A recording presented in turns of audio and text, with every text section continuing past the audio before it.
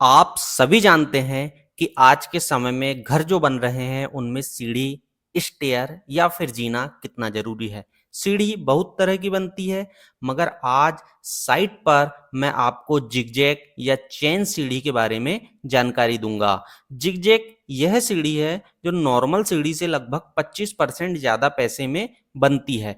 इसमें किसी तरह के सपोर्ट स्लैब की जरूरत नहीं होती, जो आज के समय में डुप्लेक्स में आपने ज्यादातर देखे होंगे। लेकिन साइट पर हम जब भी ये सीढ़ी दे रहे हैं तो ऐसी कुछ चीजें होती है, वो ध्यान देना पड़ता है। उसे ना दिए तो काम गड़बड़ हो सकता है। सारी चीजें डिटेल में बताऊंगा। इससे पहले आप चैनल पर नए हैं, सब्सक्राइब नहीं किए हैं तो सब्सक्राइब करके बेल आइकन प्रेस कर लीजिएगा, क्योंकि इसी तरह के वीडियो यहाँ पर मिलते रहेंगे। सबसे पहले यहाँ देखिए, हम जो देख रहे हैं ये फ्लोर यानी टाइल्स लेवल से पहले स्टेप की मार्जिन है, जो कि आपको 6 इंच या 7 इंच ले सकते हैं अकॉर्डिंग टू स्पेस। जो स्पेस है आपका, ये देख रहे हैं हम यहाँ पर चौड़ाई।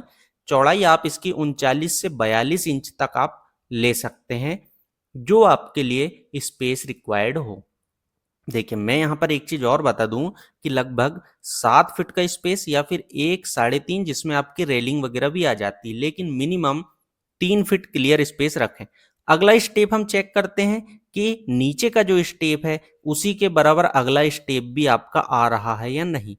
तो अगला स्टेप जो है वो भी हमें प्रॉपर मिल जाता है कि इस सीढ़ी में सभी स्टेप जो है हमारे बराबर होना चाहिए। क्या होता है अक्सर कि जब भी कॉन्ट्रैक्टर काम करता है तो सीढ़ी बनाते समय 99% कॉन्ट्रैक्टर गलत करते हैं। क्यों? क्योंकि इन्हें समझ नहीं होती कि हम सीढ़ी कैसे बनाएं। जब तक यहाँ पर एक परफेक्ट मेजरमेंट इंजीनियर खड़ा ना हो, वो बिल्कुल भी इसे सही नहीं कर सकते।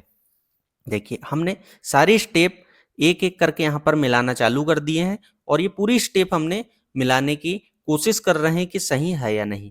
अब जब एक एक स्टेप आपकी मिल जाती है तो फिर पता चलता है आपको कि यहाँ पर क्या लेवल निकल कर आएगा, और जो हमें स्लैब में जाने के लिए स्पेस रिक्वायर्ड है, या फिर फ्लोर से लेकर स्लैब में जाने तक जितनी सीढ़ी लग रही वो उतनी बन पाएगी या नहीं। ऐसा तो नहीं है कि पहली या लास्ट की कहीं गड़बड़ हो जाए। ठेकेदार ज्यादातर ये करते हैं कि नीचे से लैंडिंग तक तो सीढ़ी सही बनाते हैं, उसके बाद की स्टेप कम या ज्यादा करके छोड़कर चले जाते हैं, जिससे आगे टाइल्स में जो भी आने वाला है वो उसकी समस्या हो, इनकी नहीं। क्योंकि ठेकेदार तो अपने पैसे बनाकर निकल गया है। यहां से हमने जब चेक किए तो हमें पता चला कि जो सीढ़ी बनी हुई है इसमें हाइट कितनी मिल रही है। तो हर जगह हमने हाइट के बारे में चेक किए कि हमें प्रॉपर हाइट मिल रही है या नहीं।